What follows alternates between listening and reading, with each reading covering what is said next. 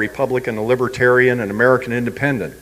If you accidentally elect a bum, it's cheap and easy to get rid of them if the districts are small enough. So the court says to us, well, what you want isn't justicable because we don't know how to fix that. And I'm going to get to that in a minute because that argument to me is indefensible. What the government of California is saying to you is it is no longer convenient to adequately represent you because there are more of you now than there were yesterday. So we went through all of this declaration process and we got nowhere, and so we sued them. We sued them for lack of representation and dilution of vote. We sued them in federal court because Edward Koch said in about 1680, he said all courts are corrupt. All courts are corrupt because the judge knows who pays them. So you never sue the state of California in state court because you're going to lose because the judges are all corrupt. You'll lose against the state every single time, and I watch it through a lot of cases. And I used to be a deputy sheriff, so I've been in court quite a bit. And you lose every time you sue the state in state court. So we had to find a way to sue the state in federal court because we were hoping federal courts would be less corrupt than state courts over state matters. We got in there and we sued for lack of representation and dilution of vote. And the first thing the judge said to us is, you don't have standing to sue the state in federal court. We're like kind of going, wow. The people who formed the state of California don't have standing to sue the state for failing to represent them. That is tyranny. That is tyranny. The court also said, and here's how courts take your liberty every single day, and I've seen this before, the court also said, well, this is a general harm. If you don't, and it's interesting because in this lawsuit, the state has never argued with us. They've never said, not once, that what we're saying isn't true. They admit everything we're saying. No, you don't have enough representation. No, there are too few representatives in the state house, but it doesn't matter. Because since everyone is harmed equally, there's nothing the court can do for you. Now, let's imagine communist China. When Xi Jinping went to the Communist Congress and he had himself made president for life. He just did that. He is now a dictator. The legislature voted on it. They said it was okay. He is now having the people in Hong Kong killed and drug off to prison. He's got 250,000 Muslims in concentration camps. Christians disappear off the streets every day, never to be heard from again. Let's imagine that China had a court where they could find justice. You know what the court would say? Yes, you live in a dictatorship. Everything you're saying is true. Ping is a murderer, a mass murderer, probably a pedophile too, I don't know. But since everyone in China is equally harmed by this tyranny, we can't help you. That's what the court is saying to you right now. They're saying they won't help you because the harm is general. And what we're saying is no, it isn't. Because the legislature in California was capped in 1872 at 40 and 80. And here's why. The theme of the 1879 Constitution, that's the Constitution you live by right now, was get rid of the Chinese. And they stopped growing the legislature in 1872 because they were afraid that the Chinese population might grow enough that they could get a state representative, and California didn't want that to happen. In fact, Article 19 of the California Constitution in 1879 was, it's a felony to hire a Chinese person. That stayed on the books till 1952. So we're telling them that the harm is not equal, is not general, it's individual as well. Citizens United versus House of Representatives tells us that you as an individual have a material interest in maintaining the value of your vote. Your vote matters. It matters at a certain weight. When I was first able to vote, California had 20 million people. My vote's been diluted by 100% since then, because now there are 40 million people competing for the same attention that there were only 20 million people competing for before. How did we get to this place?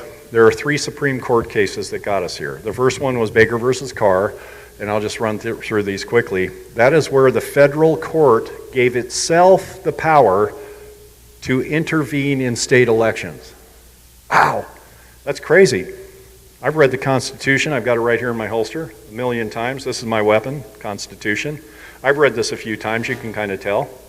And in Article 3, the section on courts, it doesn't say anything about the federal court being able to change the rules for the people who wrote this. Why? Because government didn't create us, we created government. We created this government. We wrote this. The states were the signatories to it. The states created the federal government, not the other way around. Can you imagine buying an automobile and you sign the car contract, and 4 months later the car shows up at the dealership and says, this guy never puts air in the tires. I want out of this deal. I want to change the contract. The automobile is the object created by the contract. It is the thing of value for which the contract was written. The car didn't create the people who bought it. It was the other way around. The people who bought it created the contract. Who has the authority to change a contract? Only the people who wrote it. So the states created the federal government, but now the federal court turned to the states and said, you don't deserve state sovereignty because the federal government is going to tell you how to elect state officials. Wow, that was crazy. But Chief Justice Earl Warren, he was a governor of California, he was the Attorney General of California, and he also never read the California Constitution. Never read it. And I can prove that because he said counties do not deserve individual representation because they're political subdivisions of the state. They're not legal subdivisions of the state. Well, in California, Article 11, Section 1 says in the first line, counties are legal subdivisions of the state. So he affirmed an opinion that was diametrically opposed to the constitutions of 38 states that it impacted and changed the way states elect officials forever. The court made this mess. In Gray versus Sanders, the Supreme Court created the principle called one man, one vote. California in 1928 passed Prop 26, and that was called the federal plan of government. How many senators do every state in the union have? 2. Wyoming has less than 1 million people, it has 2 United States senators. California has 40 million people, it has 2 state senators.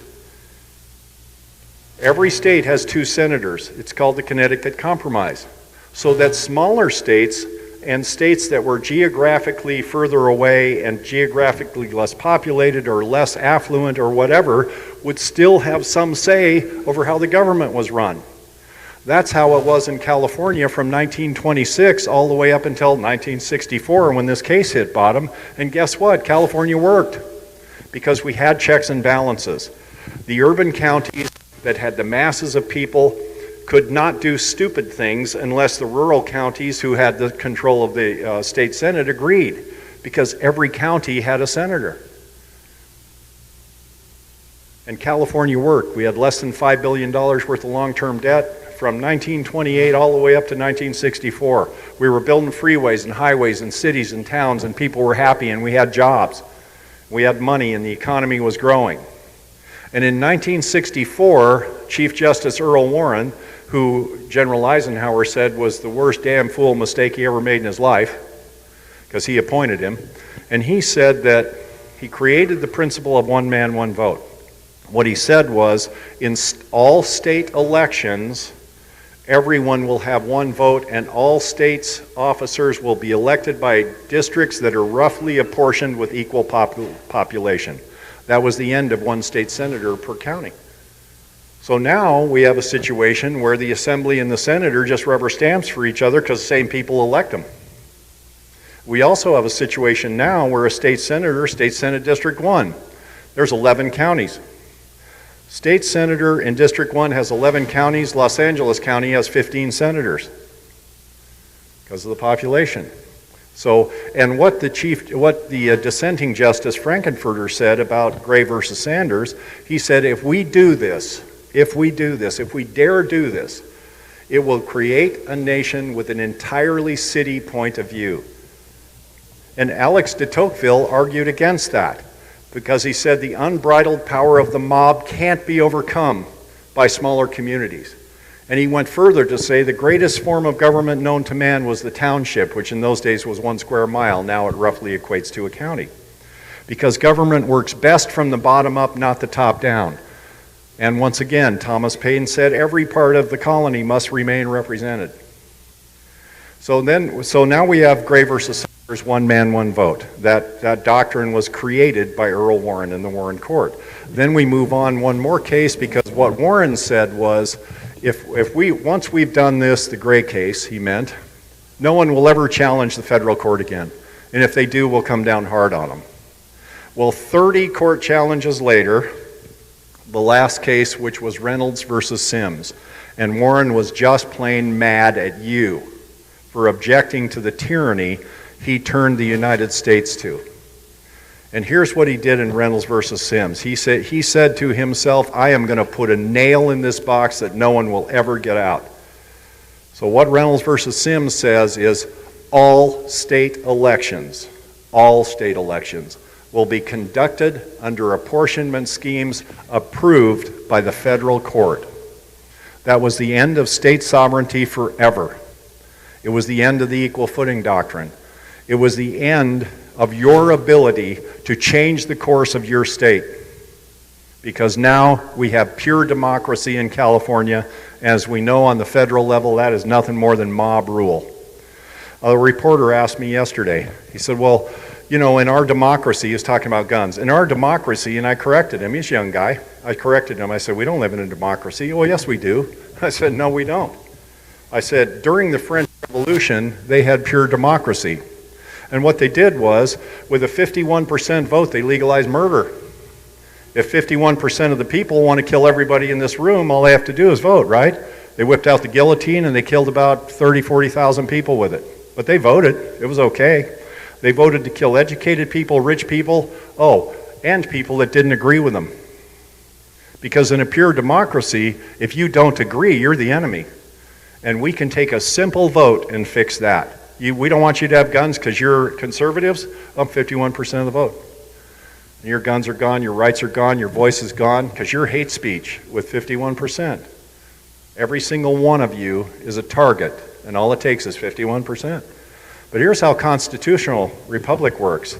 The rights of the minority may never be taken from you as inalienable as they are by the majority, no matter who the majority is and no matter who the minority is. That's how constitutional republic works, and our state doesn't work like that anymore because of Gray, Baker, and Reynolds.